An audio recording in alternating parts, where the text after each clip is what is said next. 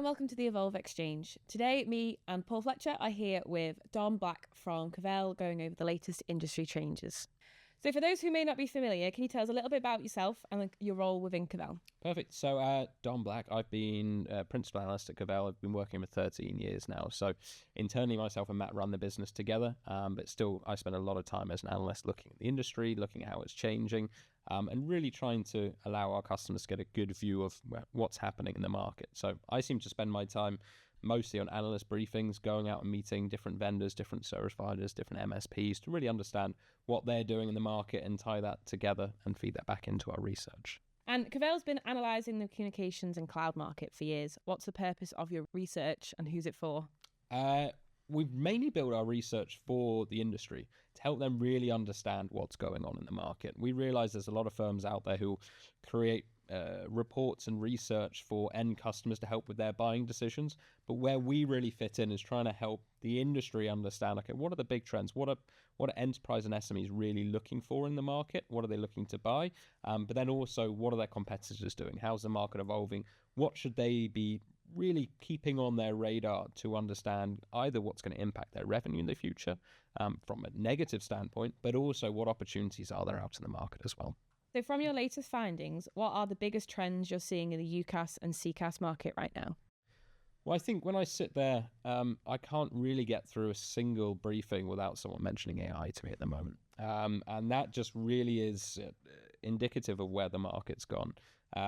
No longer really are we talking about cloud from a UCaaS perspective. I think most businesses have gone on that journey. If we look at the UK market, over 50% penetration, US similar, other European markets not as strong or mature at the moment. But yeah, from that perspective, we're just having multiple conversations around AI now, and really trying two parts. One is how is it going to help the end customer, but also when we're looking from the end customer side, it's really how they're going to drive that ROI out of there, how they're going to secure their communications with all these new agents or AI models taking that data out. So for us, it's just a fascinating time to really sit there at kind of the forefront of the industry and helping those service providers and MSPs and vendors really understand what they should be doing there. It's a big struggle, I think, for them because they don't know what they should be doing. They don't know how to sell AI services. And I'd say the customers don't really know what they want out of it as well. So there's a big education piece needed around them. Yeah, I suppose it's a massive change where moving to the cloud is going to become your traditional run rate, right? And there's not going to be those skills that they've learned over 20, 25 years of selling that product. Kind of not becoming redundant, but they're going to be just so second skills now. You're not having to think about them and trying to position a conversation around AI for something that is so green in terms of technology anyway. And like you say, putting it into a useful sense, that new set of skills is scarce in the market, and actually the data that you're providing is trying to drive that conversation. I'd completely agree with that, and I think when you used to sell a PBX back in the day, on-prem PBX or legacy PBX, it'd be fairly simple to understand what you're selling, how you're going to sell that, and then cloud came along and it's kind of, well, yeah, it's a fairly similar solution. Yes, the pricing model is a little different and deployments are a little different, but at the end of the day, it's pretty much the same. And you're selling a way to allow people to communicate. Now what we're seeing is really beyond that kind of digital transformation. You are changing the way that people are going to work and changing the way that data is going to flow inside there and changing the way that it's no longer here's a communications platform. It's here's a communications platform that's going to have to be integrated into all these other workflows to get the intelligence out of them and really drive that across the whole workplace. And I think that's where those who carry on selling go, oh, we're just going to, it's PBX in the cloud, we're going to be great at selling that. I think the demands that we're seeing from small businesses and large businesses are massively changing now. They're looking for that kind of uplift that AI can drive for them. And look, the ROI is a difficult conversation because there's not as many use cases out there and as many kind of case studies that people can point on. It's still very early days. I guess that's going to be the biggest difficulty with AI, given pricing. No one really knows how we're pricing this properly. It's almost a throwback to lines and calls and consumption models. Yeah. And I don't know how much I'm going to spend because I don't know how much I'm going to have to rely on it. And then, that's probably the scary thought for a lot of end customers is, A, I don't know what I'm going to get out of this. B, I don't know how it's going to cost me. Do you feel there's still a bit of consumer nerve around investing in AI, or do you feel it's just such a buzz, and because everybody in every industry is talking about it, they're kind of just going, I need to get on with it? I think there's a fear of being left behind, and we certainly see that in larger organizations where the investors are sat there going, why aren't you driving more productivity and efficiency using AI? And the CEO sits there going, I don't know what I should be doing. So they say to their CIO or IT manager, go, what are we doing with AI? And they take that and go, we're not really sure. Let's go and ask our channel partner. And the channel partner goes, we've been pushed this by the vendor, and pushes up to the vendor. So there's this kind of confusion throughout all of it. And you're starting to see a few of the MSPs, the smarter MSPs, really understand, what they need to do is hold their customers' hands throughout this process. But I think the key question is not what can AI do for me, but it's what do you need to solve with it? What is the business case that you need to solve with it, and then work out whether it's going to solve it. And we've seen studies by MIT and CDW did one, and there's a number of different organizations producing reports on AI, which is showing kind of an AI winter to some extent. It's 95% of generative AI projects failing, which sounds awful until you dig into it and you go, well, how many of them are actually testing? It's not like the days where you would go, right, we're changing CRM, and that would be a one and done project. It would change. You look across a large organization now, and there's probably hundreds of different AI trials of different tools, different services, different people building different things internally, different agents being deployed. That you go, well, there's going to be a high failure rate because no one really knows what they're doing. Yeah, but that's also, I guess, the nature of AI, isn't it? With every failure, the whole point of AI is it's learning. So actually, by the more you fail, the more it will learn. Therefore, your outcome and your output is only going to be greater. So as you say, you're actually better starting at the greenfield and failing. At least what you're utilizing is learning something, which will then hopefully make that more seamless. I think the only worry with the testing and trialing, one of the big pushbacks we'd see when we run our enterprise and SMB research is the fears around customer data, the fears around data. How's that getting out? Are we going to build a solution that is going to massively impact the way that our data is being held securely? We asked what are the top 3 priorities of communication solution. We've asked that same question to about 2,000 IT buyers for the last 5 years. And 2023 was the first time we saw AI becoming a priority coming through in the top 5, let's say. Then you saw in 2024, it's across all different segment sizes. It was a priority. 2025, it's exactly the same. But fascinating, just behind that was an increased focus around cybersecurity and compliance. So, the more that we're focusing on AI, the more focus we're going to have to be on compliance and making sure we're compliant at what we're doing there. And I think we're still, I kind of hark it a little bit back to the days of social media. You think back to the mid-2000s and early 2000s where you would throw absolutely everything on social media because you thought, why not? It's only going to be beneficial. And then you look at what Facebook does and what other social media is now, and you go, actually, I'm going to be quite careful with what goes on there because in case it manipulates me. I think we're kind of coming at that stage a little bit with AI. The first few years where everyone was chucking tons of data at it, and you're going, this is scary. Where are the guardrails? What's happening here? Now we're starting to be a bit more sensible around it, but there's still that massive fear, I think, that sits there. Can you share any standout statistics or insights that have caught your attention? Well, I think the couple of things that we've started tracking this year around the UCaaS side of things was in the more mature markets where, like the UK, over the next 5 years, we're going to be reaching pretty significant levels of cloud penetration. And the thing that's really interesting to us and our customers is a lot of their growth has historically come from migrating on-prem to cloud. And that business model was predicated on how many on-prem users are there left, what's the cloud penetration, how much do we have left. When we reach 2030, that number's reaching, in different markets, around 80 to 90% penetration. So where's that growth going to come from? Well, it's going to have to come from migrating cloud users from another platform onto your service. And that's going to be a whole different conversation around there. And there's going to be fears around price consolidation. But it's going to come more and more to those providers. How do you differentiate yourself? And if price is the only thing, great. But that's not going to be long-term viable, I think. You're going to have to look at different ways you can do that. New skills are going to have to come in. I think the other big stat that we see coming out around is around the contact center space. We get asked a lot around AI agents. How much is that going to impact the human number of human agents operating in the market. And you see some stats out there which are terrifying, going, well, 90% of the call center market is going to go to AI. And we don't believe that. From all of our research, and we do this based upon surveying the vendors and understanding what the change is from their side, because they're obviously selling on a per user basis and seeing how that's changing. Doing it from an enterprise side, asking contact center buyers how many of their agents they're replacing with AI. We've just done a survey in the US looking at contact center agents, so doing a survey of those agents to really understand how they're changing. And what was fascinating coming out of that was the agents saying, well, look, the number of tasks we're doing hasn't decreased due to AI. AI is helping us solve some of those really not menial tasks, but really simple tasks. But they're saying the number of tasks have remained the same, but the complexity of the tasks that they're having to do has increased. So what you're seeing is actually an increase in the complexity. Contact center agents, human contact center agents, are still really important in there, but they're being augmented with AI to become better. We're forecasting over the next 5 years to be under 20% of the contact center agent base will go to AI. So it's nowhere near as drastic. It's still a significant number, but it's not anywhere near what the rest of the market, what some of the news stories you read out there seem to think.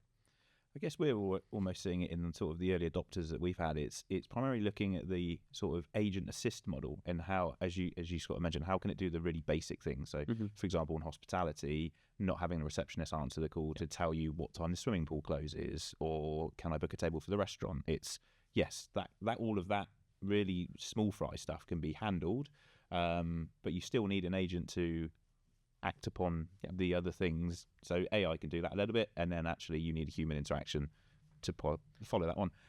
And also, no matter how much we get AI to do, we still need to monitor it. As you kind of said earlier, from a compliance point of view, there still needs to be human interaction to make sure it's doing what we want. The outputs are what we need. So yeah, there's still going to have to be human intervention at 100% at some point, and there's still a generation of people that aren't going to want to use AI.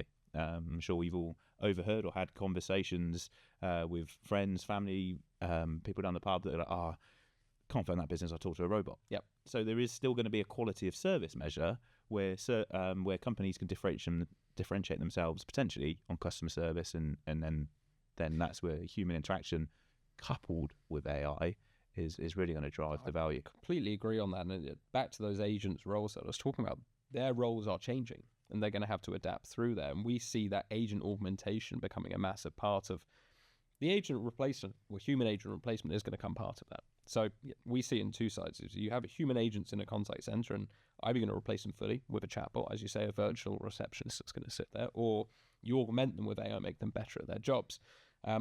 And what we see in the contact center space is there's still a lot of capacity that isn't being used. So they run at 80% capacity, whereas you can't, if you run at 100% capacity the whole time, you're not going to get as many people. But now with AI, you can solve that kind of last percentage to have a fully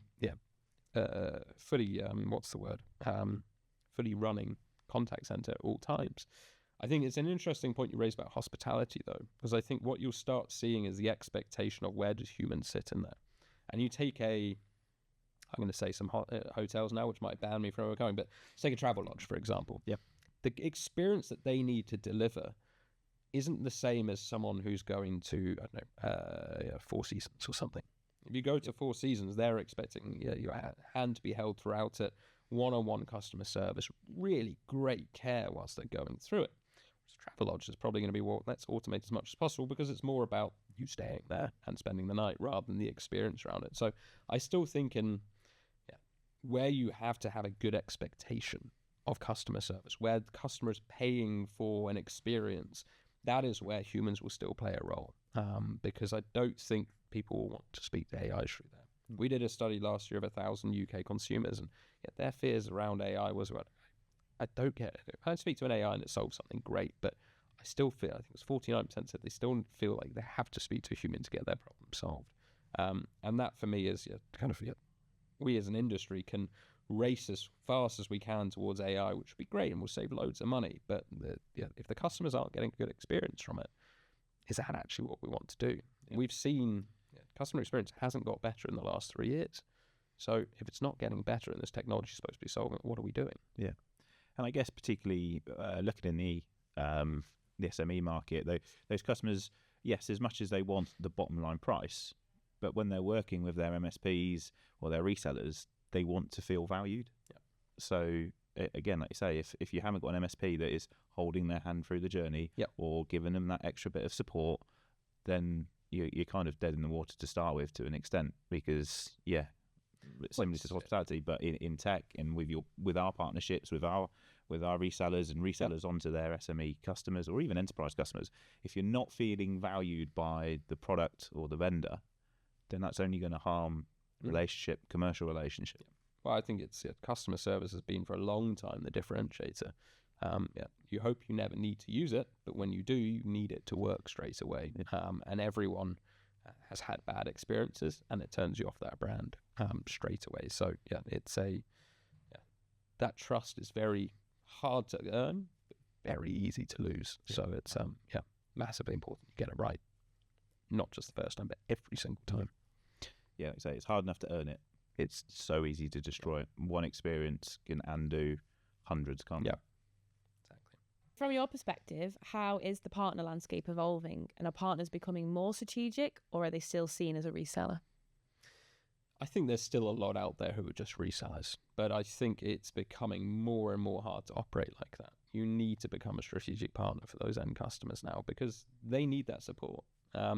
We've kind of gone through a period over the last few years where, if I take sort of pre-2020, say the customers didn't really know what they needed. They knew they needed a phone system and didn't really care what color it was and all of this. It just needed to work, and that was great. And the smarter ones would have known. And then pandemic hits, and suddenly everyone becomes a bit of an expert on what they need in house, and they go, well, actually, I'm going to use Teams because I've been told that I should be using Teams, or I'm going to use WebEx because everyone says I should use this. And the buyer became a bit more educated around what they need and what they want, and that was great to some extent. They would come with an opinion of, we need to use X or we need to use Y because we've had a bad experience of using this.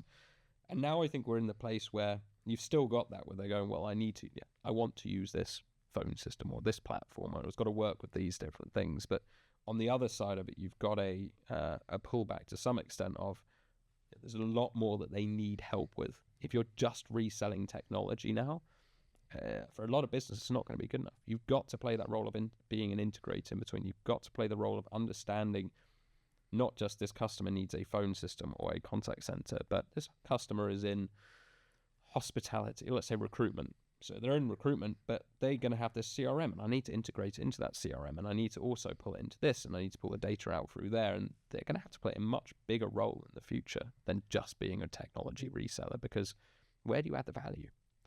If you're just getting licensed resell, it's not going to be good enough. And back to the point of differentiation, what are you going to do to differentiate yourself?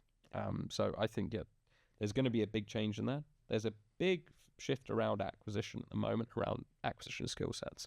What can you bring in to help sell some of these services? AI is a big one that we're seeing. Contact center, a lot of partners we see are not set up to sell contact center. They don't really know what they're supposed to do around it. So you're seeing the business model change a little bit with them, where moving maybe from a resell model to more of an agent model of going, look, we've got these deals, we've got these customers, can we bring them to you? And you as the vendor, can you help close these for us, or help deploy these for us, so that we can share that revenue and share that opportunity together? Yeah, I guess from the MSP's point of view, the how they've operated with their customers is going to have to change. Like traditionally, you may have had a relationship with the finance director or the IT manager or the IT director. Now you're having to have relationships with so many different people within the business, because, as you say, you need to understand, the IT team use Teams, but actually front of house, they've got physical handsets. They want to use WebEx. That department has a completely different CRM platform from that department, and it's really understanding the whole approach of the whole business now, rather than just that. Well, the IT manager wants Teams integration. Cool, right? Yeah, I can do that. Everyone can do that. Like you say, it's peeling back all those kind of different layers of the business, and it's a cheesy phrase, and I find myself using it too much, but you need to be viewed as an extension or an arm of that business now, because without a true understanding, you're never going to solve the problem, and that's always opening the door for the next person. I'd completely agree with that, and I think that's where you see partners at the moment looking for new services to bring into their portfolio, because they're being forced to.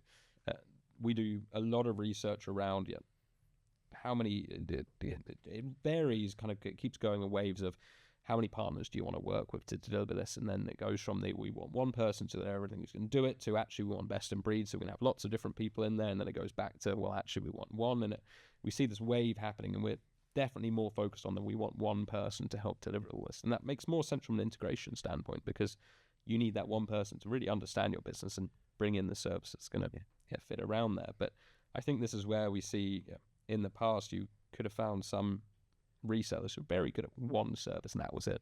They might have been very good at voice, very good at connectivity, very good at mobile. I don't think you can do that anymore. You've got to have that multifaceted approach to be able to go, well, if they need this, we can deliver that for them and help them there. I guess from a buyer's behaviour, I guess you kind of see that in the way that they are potentially Googling you or looking for your services now. Gone are the days where someone would just type in telephone reseller London. Yeah. They're typing now, because of Google's AI, unfortunately, the way that's answering those searches. People are now asking actually in-depth conversations in a search bar. And if your website or your internal skill set isn't answering questions, but just going, we sell WebEx, we sell Team, you're not going to get flagged anymore. So even not just the internal relationship with your existing customers, the way you're marketing yourself externally to attract new is going to have to change as well, because your website now needs to become an information forum rather than just like a sales brochure which highlights just your key product set. You're going to have to start having knowledge bases, FAQs, because so when the AI is scanning, it's dipping in finding you, right?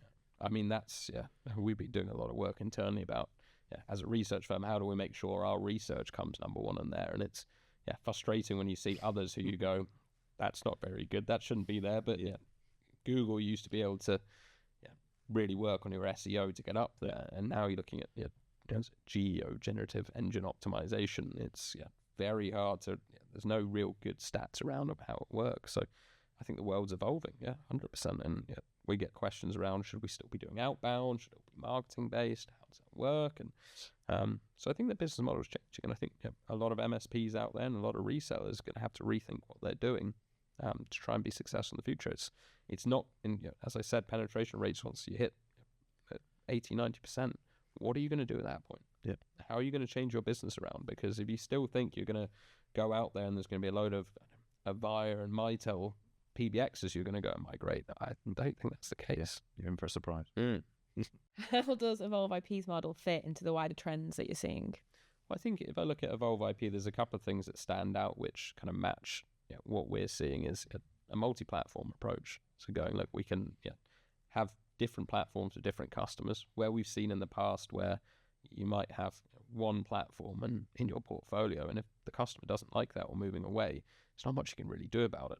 And if you're in a competitive bid and going, well, we've only got this, and they're coming up with another competitor which got the same thing, you're kind of stuck in one hole of, well, price conversation then. So I think having that multi-platform approach makes sense. The international side of things, being able to serve those European customers out in Holland or Netherlands, makes complete sense, and we're seeing more and more focus on businesses wanting to do that. But we've seen, again, your vertical approach as well. Certainly that's what we're seeing more and more, is people enabling vertical partners to go down a vertical route and build that themselves. I think that's the point around differentiation, something clear that we're seeing is something that a lot of the smarter businesses are looking at doing. I think the other thing that we've done quite well, particularly over the last 5-10 years, that I've worked with Evolve internally or externally, but going back to that sort of behaviour that you were talking about earlier in terms of people, do they want one person to look after everything? Do they want a mixture of everything in a best of breed approach? I think what we've done well is being that integration partner for our partners. Yeah. So our approach is, we've got our core offering and our core platform, which is all of ours, but then we've done the best of breed approach of bringing in the talk desks, the dubbers, the Akixies into one central core platform, which then enables our resellers to have all of those completely different conversations, but still having that one relationship, the one billing relationship, technical relationship, sales relationship. It's kind of like a perfect hybrid of the new buyer behavior, I think. And we get asked a lot, and one of the questions we dig into is, what is the role of the provider like Evolve IP, and what is the role of the partner? From an integration standpoint, who does that sit upon? And I think or is it at the vendor level? And I think there's a lot of it which is across all three. The vendor's got to enable integrations because that's what they've got to do and open that up. And we see that more and more. But you've got to play the role of building those off-the-shelf ones to make them work and being able to push them to customers. And I'm sure some of those partners are going to come with some weird and wacky things are going, this needs to work. And you go, okay, let's help you go on that way. But I think that's the role of where you're going to sit and play in the future as well. Yeah, I think from a technical point of view within the team, that's certainly the conversations we enjoy. It's the, how can I do this? How can I achieve that? Not the, can I have 50p off because I'm going to buy this many from you? It's more of that tech integration than that kind of commercial conversation all the time. And I think that's going to be more and more where everybody goes and every conversation will need to go as well. Well, and you do it once and you then go, well, actually, we can push this out to the rest of our customers. It's not a one and done. These things are built to scale up. I think that that's where our recent retail wins have come from. It was for a requirement for one deal that helped that partner enable what they wanted to do, and then that's now become a standard and almost a cookie cutter approach that is enabling then lots of other partners. So one light bulb from one can light up a whole base across everyone. And where do you see UCaaS heading in the next 12 to 24 months? 12 to 24 months. Well, I think as I've said, look, the market is maturing. It's people are looking at this and going, what do we do around it? I think for partners, it's still a lot of opportunity out there. So I might have sounded fear, doom and gloom here, but I think there's a lot of opportunities out there of, well, look, there's still market left to go. There's still ways that these customers are going to be looking at, not just, okay, I need a cloud phone system, but it's, okay, well, what can this actually do for me now? How am I integrating this through there? Where can I build this out?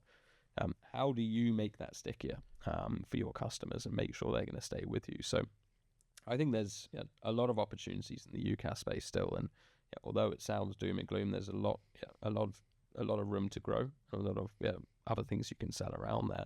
But the advice I'd give to those partners is really get close to your customers, really understand what they need and how you can help them out there. Because I bet if you go and asked every single one of your customers now and said, what can we do to help you? They'll have a shopping list of things which they'll go, I need this to work, I need that to work, I need this to go here, I need that to go there. So from my perspective, it's go and speak to your customers, understand what they need, and then bring them the solutions and integration to solve it. I think that rolls nice into our next question, which is there still room for growth in the mature markets like there is in the UK? Or will we see expansions coming from emerging regions? I think, you look at France and Germany, there's still huge opportunities there, way more than in terms of net new users moving. I think there's still a massive opportunities there, but they're moving slowly, those markets. Germany's picking up a bit now. France is still fairly slow behind. We're doing a lot of work out in emerging markets now, so we're covering on contact center space just under 30 markets now, looking at how they're evolving, because we're seeing more and more focus on those new emerging markets of what opportunities are based out there. And we're looking for a number of years at UCaaS basis as well of what's happening in those new emerging spaces, because businesses still have to communicate, and that's not going to go away. The ways that we may communicate may differ a little bit, but at the heart of what we're doing, this is still fundamental to what we're doing now. I guess in those mature markets, the better you understand the value and the better understand the features, that's only going to make you stronger and more relevant in those new emerging. Because if you can do it and succeed in a really mature market, in theory, it should be the fact that you're one of the top players in new emerging markets because you've done it. If you're doing it really well in something with so much competition, so much adoption, if you're the first to those, like you say, emerging markets across Europe, then that's going to be your real growth spurt. But I still think there's a lot of life left in the market. We can sit there saying doom and gloom, but we're still over the next 5 years, it's a massive growth forecast. And if you're good at selling and you're good at your product, you've got good products in place, you should be able to harness that. It's just if you think what you're doing now you're going to do in 6-7 years time, that's going to be hard. So as a business, you've got to constantly evolve what you're thinking, what you're looking at, what you're doing, because your customers are going through that process as well. If you could give one piece of advice to partners looking to stay competitive in this shifting market, what would it be? So we're fascinated around the verticalization side of things. I think it's a clear way of, one, massively understanding your customer and your customer's needs. 2, being able to reduce churn if you talk to your customer and you've built something for them, if I've gone to a customer and said, I'm selling you a UCaaS solution, it's great. If I'm selling you a UCaaS solution that's built into your vertical flows. It knows exactly what you're doing. You're not going to leave to something that's a bit cheaper because I understand what you're doing. So for me, going through that vertical side of things is going to be massively important. And for me, I would be sat there as a partner right now, looking through my customer list and going, well, what customers do I serve? What are the commonalities between them? And it might not be. We've seen there's a company out in the US which I'm fascinated by, which took what they were doing with dentist offices, which was like appointment booking. It was SMSs when their appointments were coming up. It was a smallish contact center for 2 or 3 people with kind of inbound social media pushing out through that as well. And they took that approach from dentists, and dentists is exactly the same as a vet, just different animals. So they were like, well, why don't we take them and replace what we're doing there in vets and build landing pages around that? And so taking those use cases is not like, oh, we got to do, I don't know,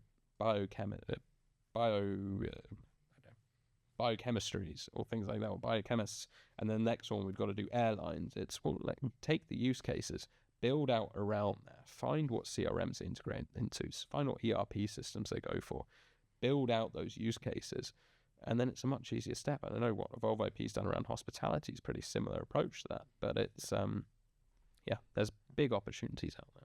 I think that's the thing, is find your first vertical, specialize, double down on it, but then look, so many verticals have so many similarities, and it, like you say, it's just different tech stacks or things they're using, but actually the use case is often very similar. We've done hospitality for a long range of time.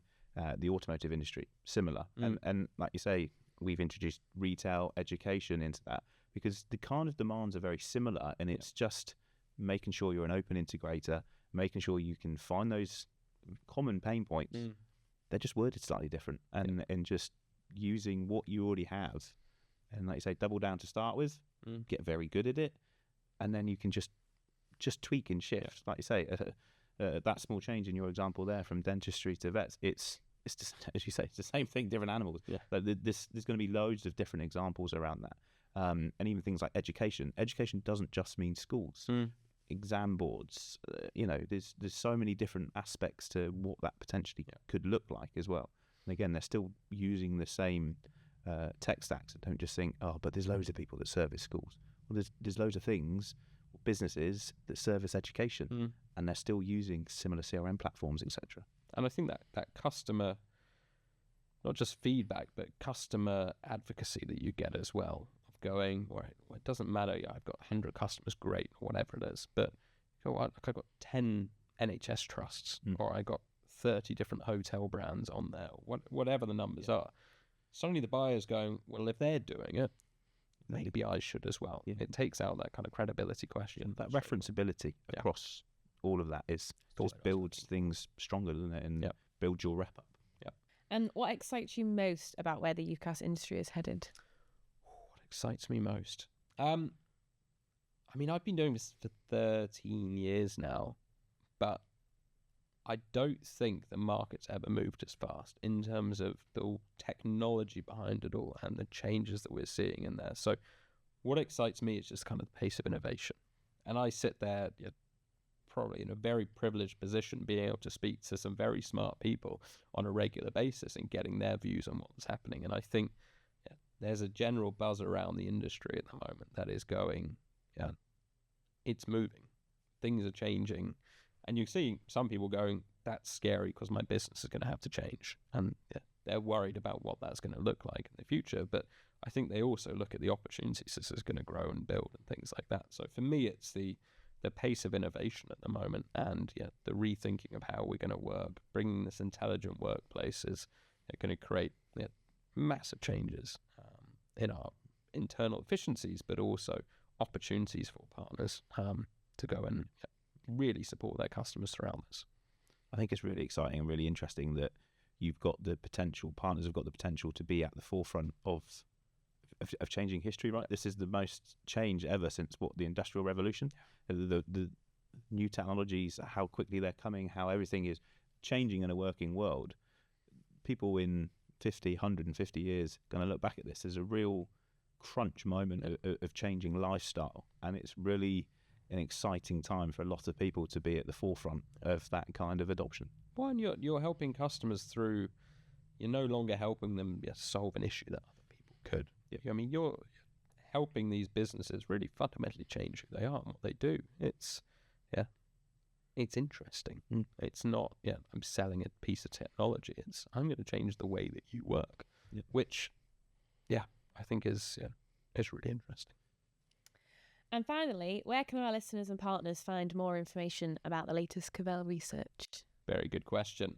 So we obviously publish a lot on our website. So we've got regular vlogs coming out around that. We have our own podcast as well, Cavell Conversations, which if you want to listen in to our analysts sit there and have some very good waffles around what's happening in the market, what's going on.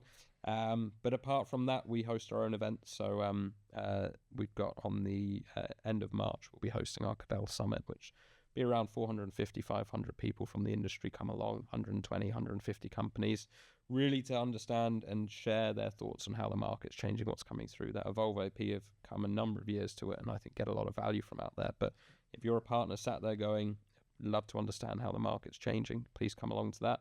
If not, you see us talking at lots of different places, and then our research is available on our website. We run lots of workshops with our customers, helping them understand. We know research reports are useful and data sets are great to really dig into that, but access to our analysts is great, and our analysts spend the time on the road mostly chatting to people, helping them understand what's going on in the market and really delivering those insights to help them make change. That's all for today's episode. Thank you, Dom Black from Cavell, joining me, Courteney Kettyle and Paul Fletcher on our latest episode of the Evolve Exchange.